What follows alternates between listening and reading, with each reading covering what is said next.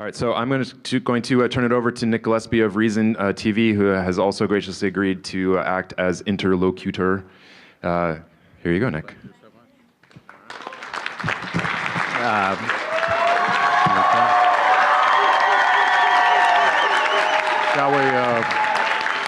Can we show solidarity, please? Put your mask up. Put your mask up, please. Yeah. Thank you. So to get right into it, as Matt, I want to thank Matt and Carla in particular, but all of you for everything you're doing with the Free State Project to create liberty in our lifetime. Edward Snowden, thank you so much for joining us. We're talking from the Liberty Forum of the Free State Project, which in 2003 created a project where they said we're going to get 20,000 people to agree to move to New Hampshire and make the state a freer and more interesting, more innovative and fun place. Recently passed the 20,000 mark, so the Great Migration has started. And at some point, I've been asked to welcome you to come to New Hampshire, to a free state, when you have time. And I've been told that, among other things, it will be a free and independent New Hampshire. They're even getting rid of the state liquor stores, and they're not going to have extradition with the rest of the United States. So hopefully you can join us. Let's talk about the story that's very much in the news now, the issue of Apple being requested by court order to unlock the cell phone of one of the San Bernardino shooters. You recently tweeted, "This is the most important tech case in a decade. Silence means that Google picked a side, but it's not the public's." Can you elaborate on that? And is Apple really on the public side? And how does strong encryption of personal communication, even when utilized by terrorists, strengthen freedom and liberty? Right. So this is an incredibly complex sort of topic. When you think about the whole Google-Apple thing, first off, Google did come forward. Their CEO made some comments in sort of the defense of the ability of private enterprises not to be conscripted by government to sort of do software work at their direction, rather than at the direction of their customers. Now, it was very tentative, but hey, it's a start. And when we think about sort of Apple, you know, are they the big champions of liberty of individual rights? It's not really about that.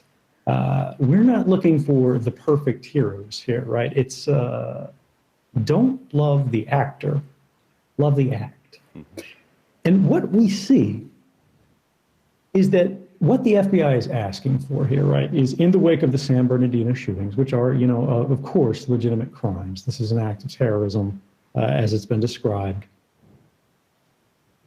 And they said, all right, we've got this private product out there that was designed to protect the security of all customers, not a particular individual customer, but it's a binary choice.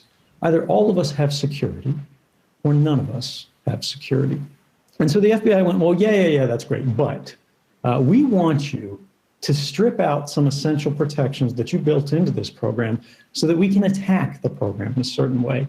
And as a technologist, this is deeply disturbing to me because I know that we've had laboratory techniques since the 1990s that allow us, I apologize, laboratory techniques since the 1990s that allow the FBI and other organizations that have incredible resources to unilaterally mount hardware attacks on the security of these devices, to re-engineer their software without compelling private actors, private enterprises, private individuals to work contrary to their will.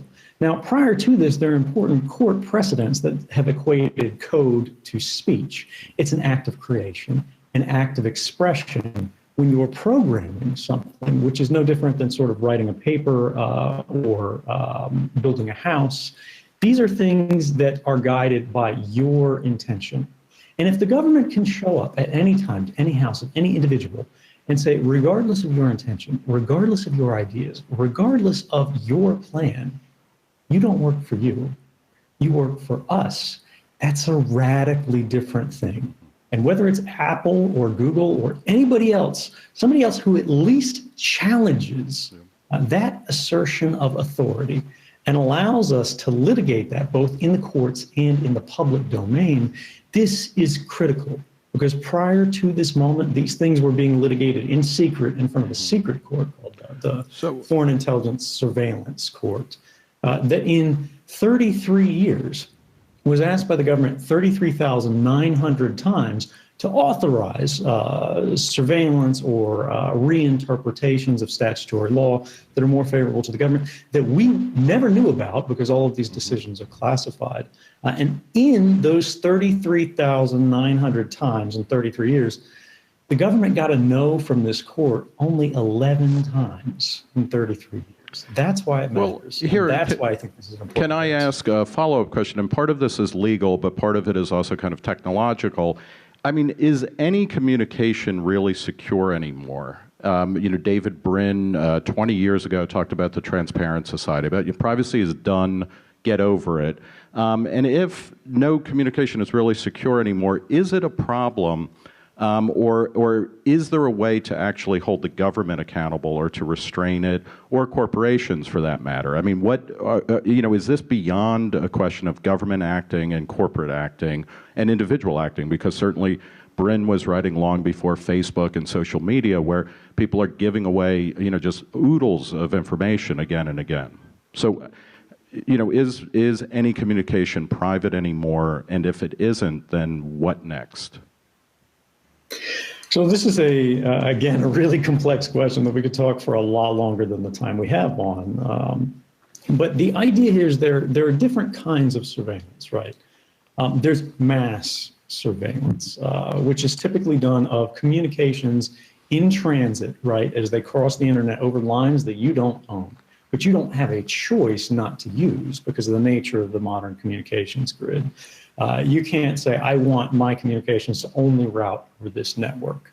Once they leave your home, once they leave your handset for your cell phone or whatever device you're using, it's out of your control and it gets routed invisibly across borders, across systems, across enterprises. The danger of this is that any one of these actors, whether they're corporate actors, whether they're governments, and we know for a fact that governments particularly are abusing this sort of capability, as they transit, if they're transiting electronically naked, that is unencrypted, anybody can read these. They can capture these, they can store these, they can do whatever they want with them, and there's no indication that it happened. So this is the property, of course, that spies like, whether they're corporate or state. It's that people don't even know that they're being spied on. Does this mean that they're right? Does this mean that there's nothing that works? No. There are ways to shelter the content of the communication, which is basically, if you think about what's in the email, what's in the order that you register with Amazon.com, or the call that you made on a voice over IP system, or the text message that you send through a certain app, they can no longer read that. All they can see, what you're doing is those communications that were electronically naked have now been closed. They've been armored in a kind of thing that means, they can't just kind of look under your skirt and see what's happening there. All they can see is that now there's a covered wagon sort of moving down the trail. That cover allows you to have some measure of privacy, but there's still a danger here, which is they can monitor the movements of the wagons. And this is what the government refers to as metadata. Right. How non-experts should think about it is me data. It's data about you. They're perfect records of private lives in the activities sense. They can't see what you're saying, but they can see who you're saying it to, when you're saying it, with what frequency. Intelligence agencies use this information to derive what we call the pattern of life of individuals. And it's very much the same as what a private eye would develop and create and store if they were following you around all day. They can't sit beside you at every cafe you go into because you'll notice, hey, that's the same guy that was there all the time, or why is this guy leaning over to my table to hear my conversation? But they'll be near enough to see who you're meeting with, when you got there, what the license plate of your car was, when you left, where you traveled to, where you slept at night. Now, this stuff is being done on a mass, indiscriminate scale to all of us, even today, in sort of after these reforms. The government stopped holding these repositories of data for a particular phone collection program, who everybody in the country calls. But they said the phone companies can still hold this information, and we'll just ask them for it. But for the internet, they haven't made any changes to those programs as a result. Now, when we talk about the direct factual challenges there are 2 points. One is armoring the in-transit communications. This is a principle called end-to-end encryption. Now, the founding fathers in the United States used encryption to protect their communications. Benjamin Franklin created a number of enciphering systems himself because he recognized that when great power has intensely detailed private information about the political activities of groups that are acting in manners that they would find inconvenient or burdensome, it's going to be a very short revolution and we would have lost. So they've sort of asserted means of defense. That is what is happening today for the internet as a standard. It's not targeted against the United States government. It's targeted against all actors who seek to subvert the intention of the users. We're trying to protect everyone everywhere across borders. We're not just fighting the NSA, right? This is about China, Russia, North Korea, Iran. Whoever you're afraid of, we can protect everyone from all of them by working together.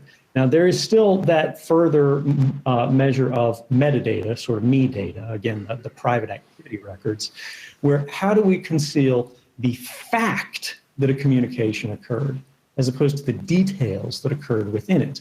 And that's still an area of active research. There are programs that are developed that do help with this, but this is still actively a topic of research. People like William Binney and Kurt Wiebe, Thomas Drake, you're not against the government actually acting to ensure, to help the safety of citizens. Can you talk a little bit about what would a government surveillance program that is legal and effective look like for you? How would they play that out without inevitably, at some point you talked about, or you've written about how what the government can do and what it should do, or what it will do, are merging. There's no sense of morality, but how do we put that kind of stopping point where we have a government that can help protect us, but not ultimately, surveil us constantly? Well, the first point here is to recognize that the nature of open societies, free societies, right, nations at liberty, is that life does entail some measure of risk. You're only going to be perfectly protected if you sort of bury yourself under the ground or you live in a prison. And then you'll still be at risk from the inmates who sort of are walking the asylum with you. Life involves risk, it involves choice, it involves contest. That's where it derives its value from. That's where we progress from. We are tested every day by our environment. Now, that doesn't mean we sort of open the vest and assume that we should be vulnerable to any actor anywhere who wants to do us harm. No, of course, we should take reasonable measures, and we should work to create capabilities and measures that allow us to identify wrongdoers and punish the wicked, as things have always worked throughout sort of human history. Now, the method of law enforcement that we know works has been the model for thousands of years that has done so. And that is that we use what's called a particularity requirement, which is really what the Fourth Amendment is about in legal terms. The idea is we don't have a general warrant where the court says that anybody you think might be related to some class of activity, whether that's political or you want to call it radicalism or anything like that. You just go, well, we think they're like that, so we're going to look at them. Instead, you need some probable cause that you can demonstrate to a court, right? This isn't just a gut feeling. You have to be able to lay out the evidence that this individual is engaged in some kind of wrongdoing, that they are a criminal. And it meets a threshold that allows the court and the public sort of by proxy to go, the interest in sort of limiting these rights for this particular period of investigation for the public outweighs that of the natural right that we all enjoy to be left alone without reasonable cause. Now, this is what has changed in the wake of 9/11, and particularly what 2013 revealed. If the government is targeting a particular device of an individual, or they're trying to tap a phone of an office that they know is involved in mob activity, there's nothing wrong with that. That's what we've always done. We've done this for hundreds of years.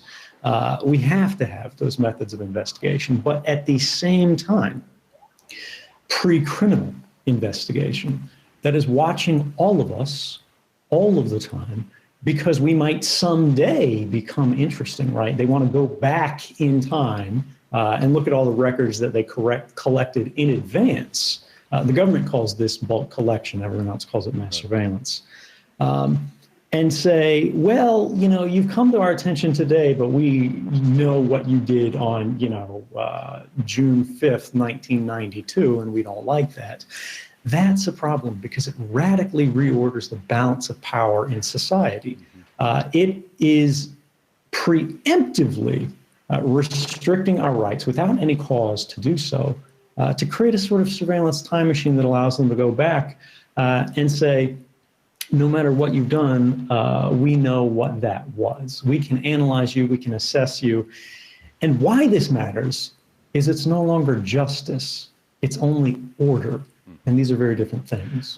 You know, 6 years ago, this month in 2010, in an Ars Technica forum under your unfortunate pseudonym, The True Hoo-Ha, you asked, did we get to where we are today via a slippery slope that was entirely within our control to stop? And I'm quoting you, or was it a relatively instantaneous sea change that sneaked in undetected because of pervasive government secrecy? You know, with what you were just talking about, how would you answer that question now? Was it, you know, are we frogs in a pot of water that's getting warmer and warmer, or was there a switch that was turned on, and that's how this happened? So first off, let me caveat as a privacy advocate. I've never publicly owned these posts. And this is not to say, you know, oh, these aren't me or anything like that. The individual in question who authored these posts seems to have a suspiciously large amount of correlating events in their life that match mine. But the point here is that when individuals write under pseudonyms, right, there's a reason for that. So individuals can be judged on the basis of their ideas, their engagement in a particular conversation, rather than their personalities. And this has been a concept that has moved forward public discussion in the public commons, you know, not necessarily on and certainly in American history, the Federalist Papers. I mean, we are a country that was founded on anonymous speech in many ways. So you're you or whoever it was participating in a grand tradition. For the sake of argument, let's presume that individual was me. The idea here is, could we have arrested this slide? And at the time, contemporaneous to that, I think it was circa 2009, 2010, I was still working for the CIA, had just moved to the NSA, I believe. And I didn't have the same kind of comprehensive insights as to how the system had arisen. And of course, if I would have been in this position writing as this individual, the idea would be, well, we should have seen this coming, right? It would have been incremental. There would have been some public indications. But when you look at the public record of how sort of the institutions of mass surveillance occurred in the United States, they occurred under a veil of secrecy.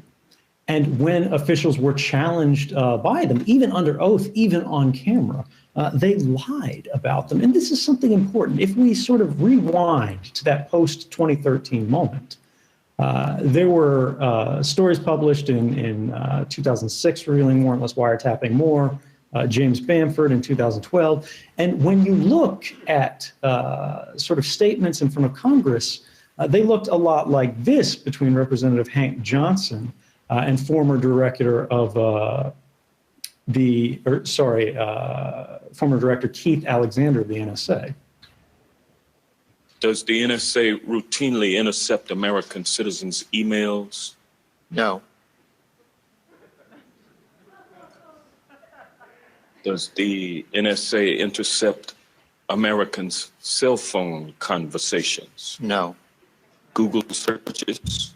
No. Text messages? No. Amazon.com orders? No. Bank records? No. Does the NSA collect any type of data at all on millions or hundreds of millions of Americans? No, sir. It does not. Not wittingly. There are cases where they could inadvertently, perhaps, collect, but not wittingly. So this is sort of the challenge. Can we stop policies? Can we arrest them? Can we have a voice in them? Can we have a vote on them if they're intentionally and wittingly concealed from us? Talk about how does the government, by all indications, if you look at Gallup or Pew or other surveys, trust and confidence in government to either be effective or to do the right thing. These are at or near historic lows. How does government win back the trust? Because again, and I'm going to ask the libertarian question in a second, but most of us here are libertarians, not anarchists, and the anarchist is crying in the background there. But how does government gain back the trust and the confidence of the American people? Because we saw this in the 70s with the Church Commission hearings and a general hollowing out of belief in government. And, we want a government that is smaller than it is perhaps, but is effective and is legitimate. How does government win back the people's trust? Accountability. I mean, the whole idea behind the divide and the simple language of a private citizen and a public official is that we know everything about them and they know nothing about us because they are invested with powers and privileges that we don't have. They have the ability to sort of direct the future of society, and as a result, it is incumbent upon them to assume a level of responsibility and accountability to the public for the exercise and abuse of those authorities that simply does not exist today. And that's the problem. They know more about us than they ever have in the history of the United States, and some would argue in any society that has sort of existed before. At the same time, that thanks to aggressive expansions of the state secrecy authorities and the use of classification and so on and so forth, and even simple management of the press, where they play leaking games and they don't give comment on this, that, or the other, or more directly aggressive things like we just saw with the Director of National Intelligence, who's the most senior intelligence official in the United States. They're excusing themselves from accountability to us. At the same time, they're trying to exert greater power over us. And that, I think, leads to an inevitable result over time, whether through good intentions or bad, that the public is no longer partner to government, but merely subject to it. You clearly, from your Twitter feed, you are following the presidential nomination process in the United States. Answer this, because this goes to that question of accountability. You've talked about how there's really no difference between the Democratic Party and the Republican Party, the two major parties on these issues. How does a country that offers up, something like 36 varieties of Pop-Tarts in every supermarket, how are we reduced to a non-choice in the political process? And not just despair, but how do we change that so that there are voices that are saying, you know what, maybe surveillance state needs to be talked about more? I should caveat this with the fact that I'm an engineer, not a politician. So my opinions being what they are, I look at systems in terms of incentives. Where are the incentives, and how does human behavior emerge in response to those incentives? We've approached what in game theory terms is called a Nash equilibrium, which is where you've got a limited set of choices that each player in the game can make. And they've identified what is the most optimal move that they can make within the context of that game. And so they play the same move every time, hoping that in some rounds they'll win, even if over time it means they'll lose, because they'll have the maximized score possible for the given set of constraints that exist. Now, what this means is that people go, well, I dislike this side, I dislike this individual, I dislike this tribe more than I dislike the other, therefore I'll pick this one. So they start voting against. And it's important to have the principle of understanding who I will vote for, but also who I won't vote for. But we need to disentangle this from parties. One of the reasons that I haven't endorsed anyone in the election is that I don't believe there's anyone in the race that represents my values at the current set in time. Now, this isn't to say this won't develop, this won't change, but it's not about who you hate the most, right? It's about who represents you. And not voting is also a powerful action, right? You're revoking a mandate. Now, this can't work forever. It works in a tactical sense. But we need to think more broadly, back in the kind of Samuel Adams sense, right? That small groups of people who are politically passionate can sort of light brush fires of liberty in the minds of men. That, by the way, is the ethos behind the Free State Project. So, very much so, yes. So, can I ask on a technical question then, can you vote in the election? I mean, where do you, can you send in an absentee ballot? This would be, and if you do, will you make your vote public? It's a secret ballot, but it would be kind of an interesting observation to see who you voted for. This is still a topic of active research. Okay, yes.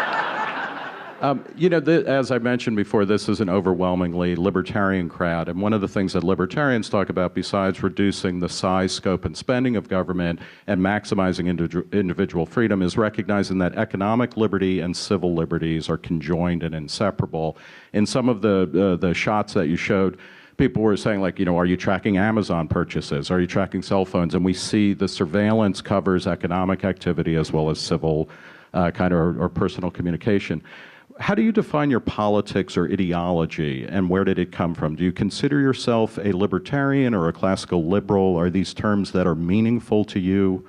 Or how do you think about ideology, I guess?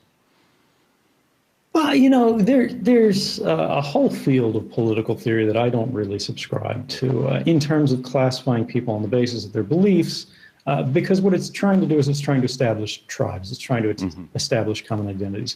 And while I do think that is valuable and important for the sense of collective action, for me, it's not really the right fit. I do see sort of a clear distinction between people who have a larger faith in liberties and rights than they do in states and institutions. And this would be sort of the authoritarian libertarian axis in the traditional sense. And I do think it's clear that if you believe in the progressive liberal tradition, which is that people should have greater capability to act freely, to make their own choices, to enjoy a better and freer life, over the progression of sort of human evolution, you're going to be pushing away from that authoritarian axis at all times, because authoritarianism is necessarily about the ordering and control of society. Now, they can argue that that'll produce a better quality of life, but it cannot be argued that it will provide a freer life. And for me, I'm on the side of freedom. Thank you. You have written in the past or said, our rights are not granted by governments, they are inherent to our nature. It's entirely the opposite for government. Their privileges are precisely equal to only those which we suffer them to enjoy. That's coming out of a classical liberal tradition of the birth of American founding. You're an autodidact in many ways. You don't have fancy degrees, and I don't see diplomas on the wall behind you. Talk a little bit about the process of how did you educate yourself, and how does that play into larger roles of the types of education that governments or societies give people? Is it to liberate them? Is it to kind of subjugate them? And talk about where you came from in terms of your ideas and your self-learning. I don't want to necessarily say that the modern education system is intended to subjugate people, but we do know clearly that it's overlaying a certain set of values upon everybody who's engaged in that system. Now, those values don't fit everyone, and one might say they're not even appropriate values for a broad and diverse sort of liberal body, particularly one which has to be able to cast votes in a self-informed, critically thinking way, rather than one where, you know, the majority of education is, this is the history of this party and that party. For me, yes, I did not graduate from high school. Instead, I got a GED. And I don't have the formal education. Now, that's held me back in a lot of ways, in terms of just wanting to have some kind of formal education. It's difficult to go back and get later on, like chemistry, right? I'm really interested in chemistry, but lacking the formal education, it's just kind of a pain to go back and read the textbooks later on. At the same time, I have a very broad and diverse education on a number of different topics, and this has helped me in my professional career because I was much more conversant and fluent on a number of topics that ended up being very highly valued in the national security space that really aren't taught in school, particularly when it comes to sort of system security and anonymity online, in certain ways, how to combat that. This illustrates a key point, which has been reflected by other thinkers before. It's not original to myself, which is there is a very strong difference, a bright line difference between your schooling and your education. And we should all be careful not to let the one influence the other. Talk about, I mean, because you were working with people, and you've talked about this, who had similar backgrounds and technical skills, but then you brought a moral dimension to what you were seeing when you were working for the government or as a subcontractor. Did your education, I mean, is it a moral education that was lacking in the people around you, or was there something in the way that you learned that triggered that sense of saying, you know what, we all know this is unconstitutional or this is wrong, but it was you who decided to actually bring it to the public's attention? Well, I represented a different generation in many ways than the majority of sort of the institutional structure at the NSA and CIA, because of course I was the new group in. But I was also sort of the first generation of children of the internet, right? When you think about where my biggest influence are in that context, my reading, my writing, while of course, yeah, we read the history, of course, yeah, we read the books and the traditions and the classics as well. Which classics do you get directed to, which come to your attention? That becomes part of sort of a zeitgeist debate that occurs all around the world. You have a much larger mixing of perspectives. And because of that, nationalism is, blind nationalism is less effective in many ways, because there's a very real difference between allegiance to country, allegiance to people, and allegiance to state, which is what nationalism today is really more about. The institution can come and go, but the people remain. And this kind of context is what differed. I brought a constitution in and put it on my desk because I had a personal interest in it and I thought it was relevant to the work.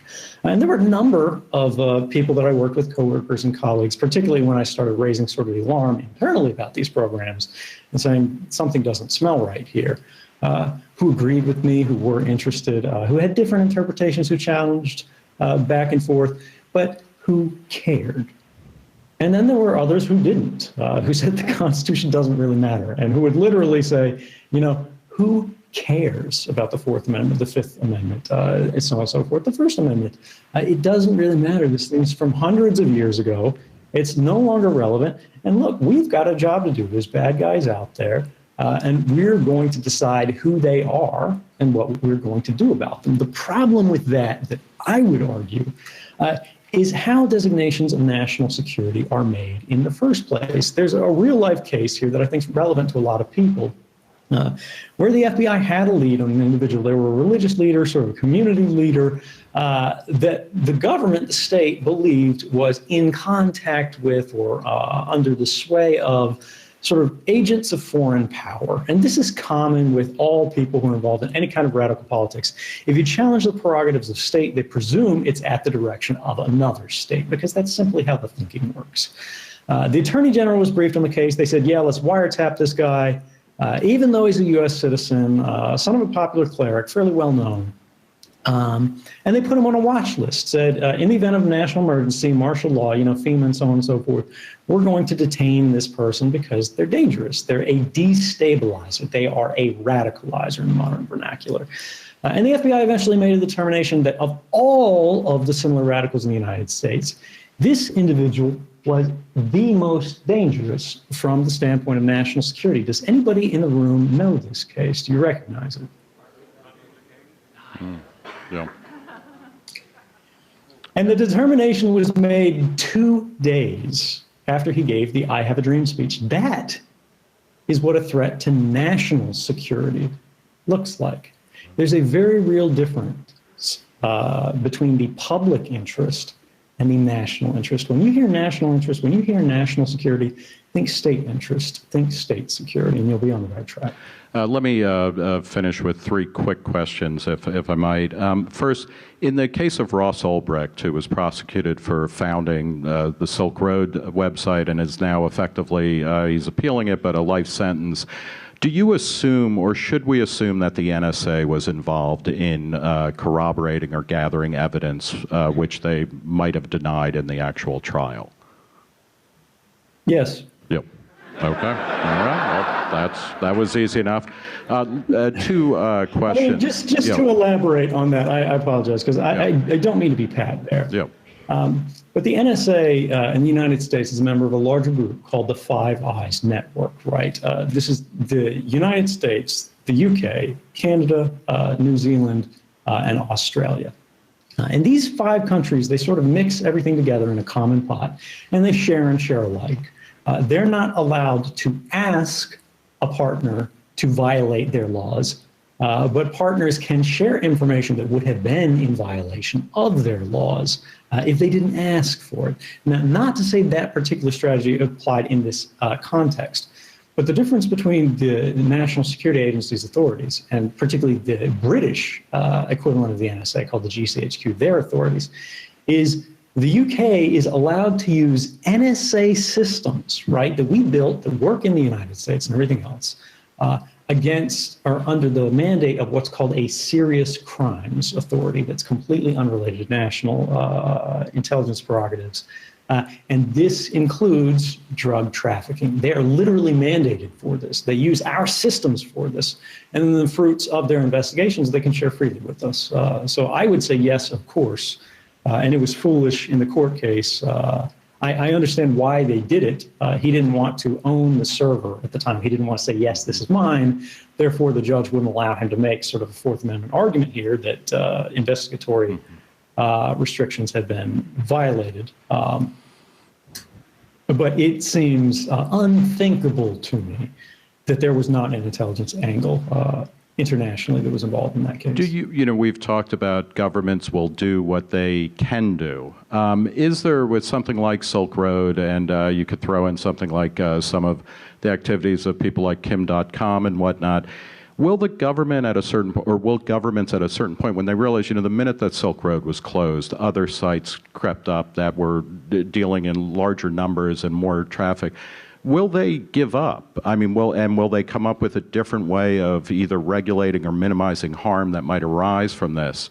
Or will they always be perpetually chasing after and kind of trying to, and I mean this in the broadest terms possible, always going after kind of nickel and dime dealers in activities that they don't want? Or will they finally say, we can't really surveil everything, nor should we, and so we'll come up with a different way of dealing with technological innovation and human commerce? I'm not sure. Again, this is something that's quite beyond my expertise, but I would say there are models in history to look at, to sort of draw from. Look at the prohibition on alcohol. Eventually, crime groups gained influence, they gained power, and they were difficult to combat as a result.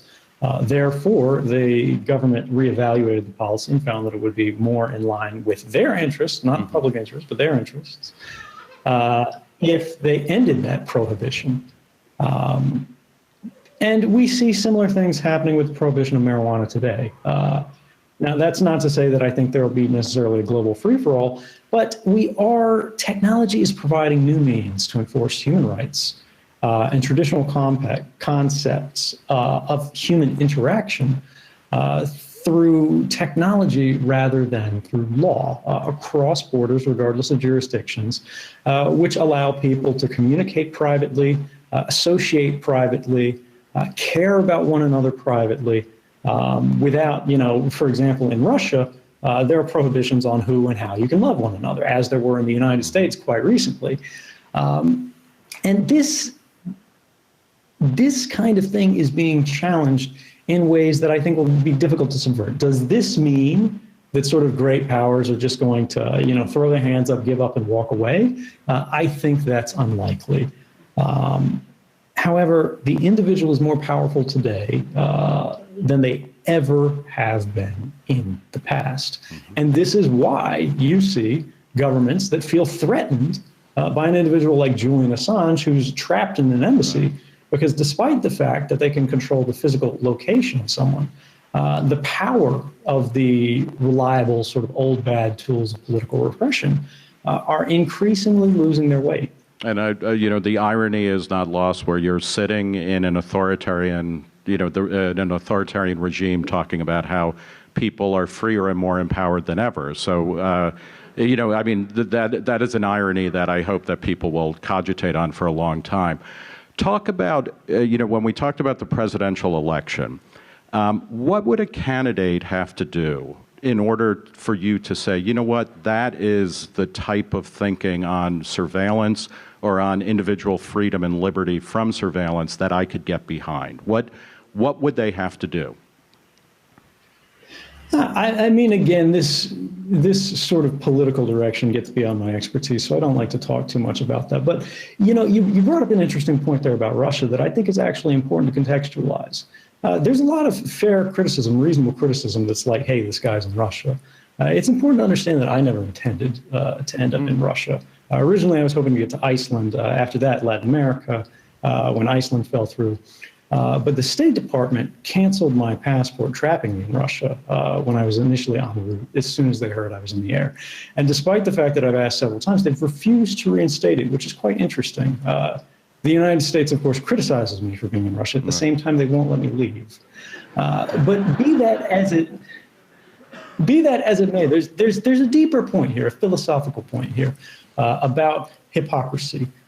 Is it hypocritical to be somewhere else and not be concerned or as concerned with that locality as you are with your home? And I would argue that it's not. I owe my first duty, my first allegiance, my first loyalty to fixing my country before I try to solve the problems of the rest of the world, right? We've got to get our house in order first. That's not to say that I haven't criticized the policies of the Russian government, which I think in many cases are clearly indefensible, particularly when it comes to how they reach into the internet, how they reach into private lives, private homes, in ways that are not okay in Russia, they're not okay in the United States, and they're not okay anywhere.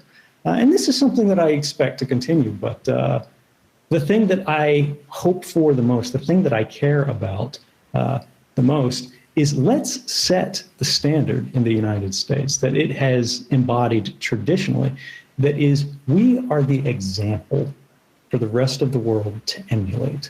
We don't want people to hold us up as an example, as in today and recently this week, in this Apple versus FBI case, where Apple, by the way, just yesterday had a call with the press where they said no country in the world has asked us to provide the authorities that the FBI is doing today. We don't want Russia or China or North Korea or Iran or France or Germany or Brazil or any other country in the world to hold us up as an example for why we should be narrowing the boundaries of liberty around the world rather than expanding them. Thank you. Sadly, so that's another way of saying you definitely won't be voting in this election, I think. A final question, and this goes to, part of what the Free State Project is about, because it is a brush fire for freedom and for liberty, and it's 20,000 people, and even already with less than 2,000 people who have moved here, they've changed various types of laws and culture, which is as important of New Hampshire, which is already a pretty free-willing place. You talked about being a kind of a child of the internet. Many of us are parents. Our children should read the internet in its entirety, but what are the places? No, and it is true, because it decentralizes knowledge, and you come across the serendipity of all sorts of perspectives, which is incredibly empowering and important. But how should children, what are the texts that they should read, or what are the practices that are good that would give them an independent, critical, ability to kind of move into a world which is both nationalistic in a good sense. You're an American, and you seem to be still proud of being an American, and there's something there worth preserving, but there, so we can be nationalists but not statists. Where do we go on the internet? Where should we be asking our children to spend some time? I think it's less important to go to specific texts as to demonstrate how specific texts are written. If I were a parent trying to help my child understand the internet, the key exercise that I would do is I would go look at cases that are super partisan today, right? Extraordinarily charged. And I would get two radically different rewritings of the same story, and I'd make them read both. And I do this on a number of different things to show, because this is something that a lot of older people fall prey to who aren't so familiar with the internet, and they just get their news from their single landing page portal or whatever.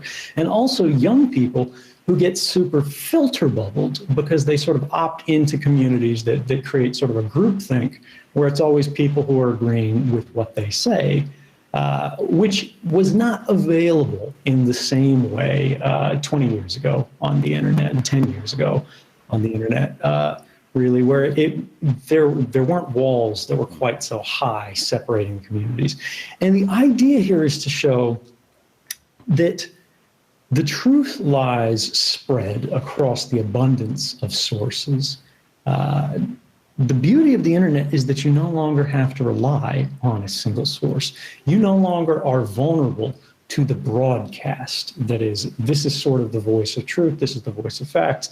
But it's important to understand that the sources that you prefer can still be wrong, even if they've got the right principles, the right ideas, the right values. Getting the facts right matters more than anything else. So this, you're talking about the internet really as the fulfillment of the Enlightenment project of kind of competing versions of truth in a marketplace of ideas, and an understanding about the construction of knowledge and truth rather than its self-evident presentation without argument following. You can just nod. Yeah. So, okay, well, let me, for a final question, what would be the conditions under which you would voluntarily return to the United States? Are there concerns, or rather, are there terms that you would be happy for? And this is something, again, not to harp on politics, because all of us, I think, are living our lives beyond politics, but that's one of the things you hear, like, well, you should come back and, have your day in court, et cetera. But what would be the conditions under which you might return? Right, so this is interesting. It's actually evolved quite a bit. Originally, I volunteered myself for prison, but I said that I wouldn't allow myself to be held up as a deterrent to other people who were trying to do the right thing. And that was fundamentally contrary to what the government wanted to do. Of course, they wanted to sort of nail a scalp on the wall as a warning to the others. And even though I was quite flexible here, it was Daniel Ellsberg who leaked the Pentagon Papers, the secret classified history of the war in Vietnam, in 1971, that showed that the government had not only lied us into the war, but they kept lying to keep us in it, despite the fact that they knew there was no way to win. And he told me that this was a mistake. And eventually he convinced me of this. In the sense of, to what do we owe our first loyalty? To law, or to justice, and to submit ourselves to sort of a government that is intentionally trying to deter the political beliefs and political acts of other people merely on the basis of law, as though that were a substitute for morality or superior to morality, is a very dangerous precedent to set. Now, I think most people might be surprised by this, but fairly more trusting in the value of government and institutions than Daniel Ellsberg, who since his initial work has just, he's been an extraordinary crusader and a true radical in the best way for more than a generation now. But when it comes to what's the current context, what's the current state of play that we've been at, I've told the government that I would return if they guarantee a fair trial where I can make a public interest defense of why this was done and allow the jury to decide if it was right or wrong in the context of both legality and morality. And the United States government responded with a letter from the Attorney General saying they promised they would not torture me. I'm not kidding. I have that letter. So it's still kind of a work in progress, but we'll see where it goes. Well, thank you so very much for your time, and again, beaming from an incredibly, or a more free state project in New Hampshire. Thank you for your time and for your comments so much. Thank you. Thank you so much.